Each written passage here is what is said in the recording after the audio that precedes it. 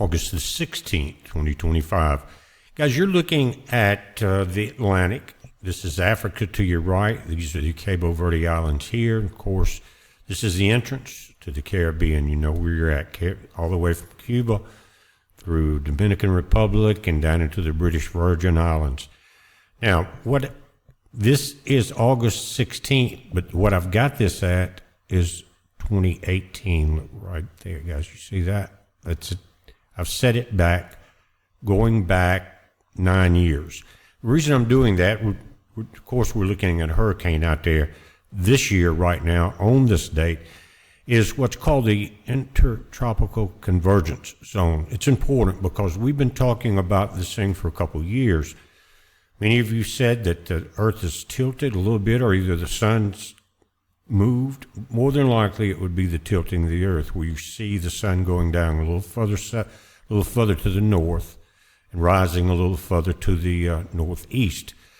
And things like that. The moon is slightly different, and that has to do with the angle of the Earth. Now, the moon is the balancer of the wobble of the Earth, and it works with the sun to minimize our wobble now. If it wasn't for the moon, guys, we would wobble basically like a drunkard.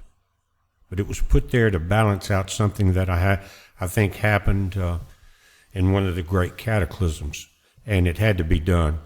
Now, the reason I'm coming here, and we're going to look at today's, is I'm going to change this, but first I want you to pay attention to something. You see this grid line comes right through here, runs all the way across into the top of South America, the northern sections. You see that? Cuts back across the southern Caribbean and over into the Atlantic. Runs right through here. It's right along, again, the southern sections of the Caribbean Ocean. Now, again, I'm going back 9 years. This is the intertropical convergence zone. You can see it right here. This is where the hurricanes formed that year and every year for going a long way back. But what I'm going to do, again, I want you to notice where it's at. Here's the Cabo Verde Islands, and here's this point of Africa. And it's almost parallel with the very southern islands in the Cabo Verdes, just kind of giving you a reference, right? And what happened is that last year during hurricane season, we got a European report. It was on the news. I recorded and showed it to you in the video where the newscasters were talking with the scientists about the intertropical convergence zone had moved north 151 miles. Now, that's been over a year ago. And no one said anything about it stopping, and not much has been talked about since that point. It's like someone put a damper on it. So you have to look for physical evidence. And so what we had seen, and they were showing it in that newscast. I may have it on a hard drive, but what they were showing it, the greening of Africa moving north. There was more rain coming in, guys. Saudi Arabia and a lot of nations in the Middle East were getting flooded because things were changing. The Earth was tilting down. Now, this convergence zone right here is really a reflection of where the sun is striking the Earth. In other words, if you could get that energy centered and where it hits the Earth, this would be it. South of there, everything goes one way and everything goes the other way north of here. And actually, that collision has something to do with our hurricanes. Now, I want to go forward till today. You'll see a difference again. Remember, right along this grid line, all the way across, way south of the Cabo Verde Islands, and right along the northern tip of South America. Pay attention to that. I'm going to change this date up until now. Now here's Aaron. Notice where the convergence zone is now. The reporters and the scientists, they had it exactly right. Look at that. Now remember, it was way down south. This line right here, this actual grid line that goes across the, again, northern part of South America, is where everything was running. Now right now there's northern pressure pushing down and bending it, but it's not look at where it's actually coming off of Africa, right there at that point that I showed you. This is showing the storm. This is live, by the way, and it is today's date. I went back through the different years, but I made sure I stayed on the same date as far as August the 16th, to at least give us some kind of relative comparison to the same seasons and time of year. But right now, it's coming off this point. That is, again, parallel with the southern tip of the Lesser Antilles. Now, I'm going to go back to 2018. Again, notice your time stamp. I kept it on August 16th. Close as you can get to a yearly comparison looking at these charts. And again, right now, this is the point of convergence coming off the African coast. Right in this area is where we saw the push down from a high pressure and that's mixing with the Saharan sand layer. But look at the difference. Pretty much it's pretty easy to see where it is. And that's what they said about it. We're going to go quickly back to now. There it is right there. They were exactly right, and it may be way more than 151 miles now. I'll do another update on it, but I wanted to show you that, guys. When people tell you, you're crazy because the sun's not setting in a different place, and technically the sun hasn't moved. It's the earth that's moved. So as the earth tilts down, like I was saying, the angle of the sun where it's hitting it moves up. If you think about it, you take a basketball, you put a flashlight with a very tight beam of light, just used for example, and you point it up above that basketball down at it at an angle, and you tilt that basketball forward, that light moves up on the sphere, right? Same thing happening here. That angle of the sun is changing where the convergence zone is. The earth is tilting forward. No one's going to tell you that because they really, it's not in their books. Scientists don't want to have to rewrite all their books and go back through that and tell everybody that, well, we didn't quite have it right. It's easier for them just to retire in place with their books they've written, and that's how it works. Let me back this out just a moment and pull it back. And here is Aaron. Guys, this thing is raging. Look at that. Now this is, again, I've got this set at surface. Right there, SFC stands for surface. And that's the winds we got there. If we go up to 1,000, right there, well, I'm just going to keep going up until we get so high that this storm doesn't even matter to the upper atmosphere. I'm just continuing going up. And this is measured in barometric pressure. And there's 250, 270, look, doesn't even matter at that point. 10, the upper atmosphere is not feeling the storm at all.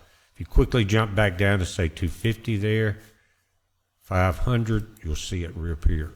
So it's not an upper level storm. It's down on the surface where it needs to be to keep our planet cool. Now I'm going to kill two birds in one stone here, and I mentioned it before, and people came in and said that they thought they could debunk it, but I really never heard legitimate evidence that it was debunked. I checked that. They said it's only on one side of the map. If you look at all the maps, though the two phenomena I'm going to show you don't appear, but they appear on all of the maps they were attempting to hide.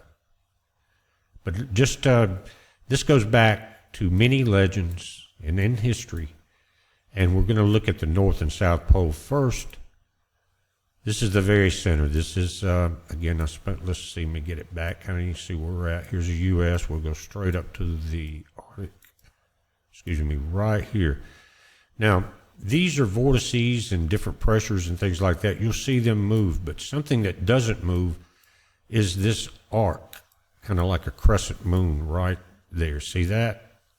Now, it's amazing that shape is there because it was a guest that was on Rex Bear's show. He's been on there several times, that said that and he's getting on up there in age that he was in one of these Antarctic expeditions, and he talked about both the Antarctic and the Arctic, and the entrances.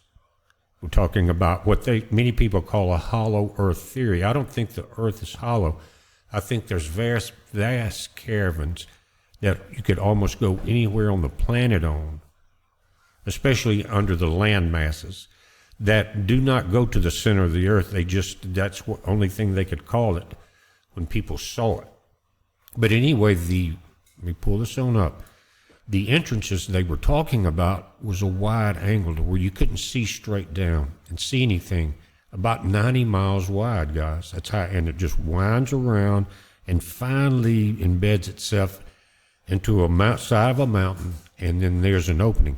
Now, I want to show you something, and again, these will move, but this same phenomenon is on the exact center of the South Pole, too. Now, I'm going to put this into motion.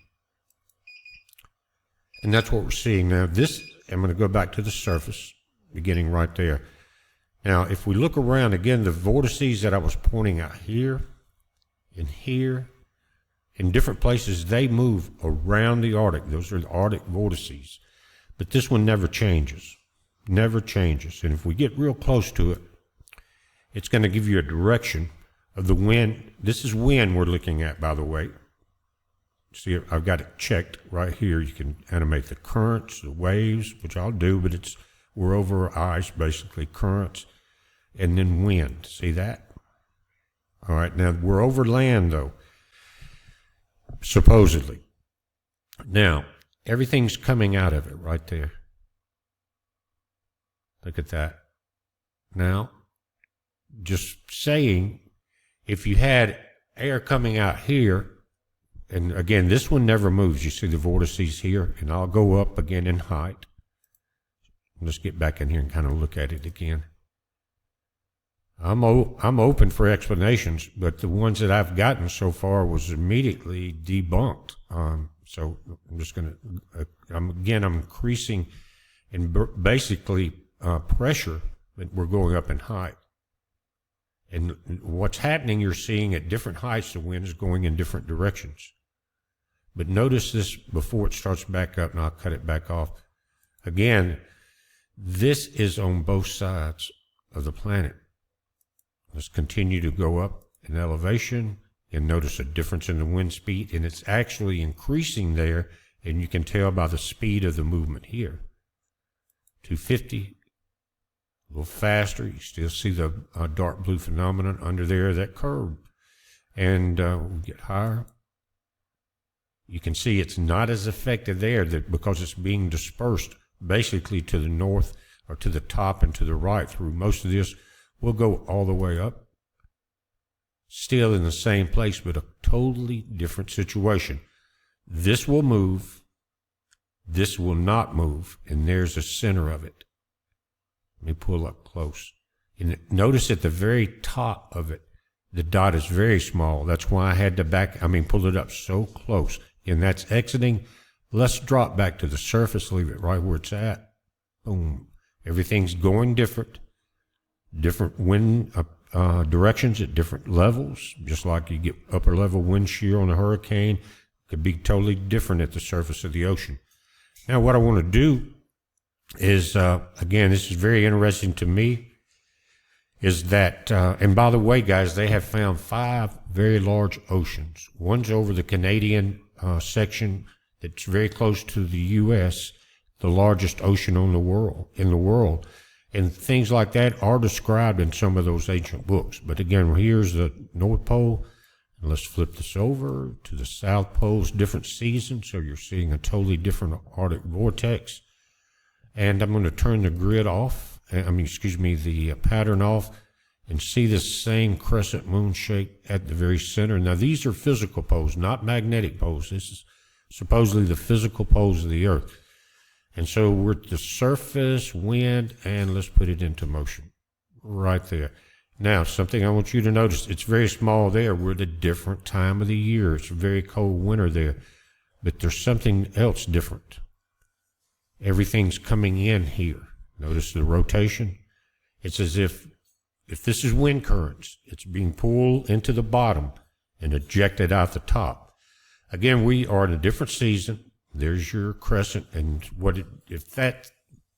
if this is some type of a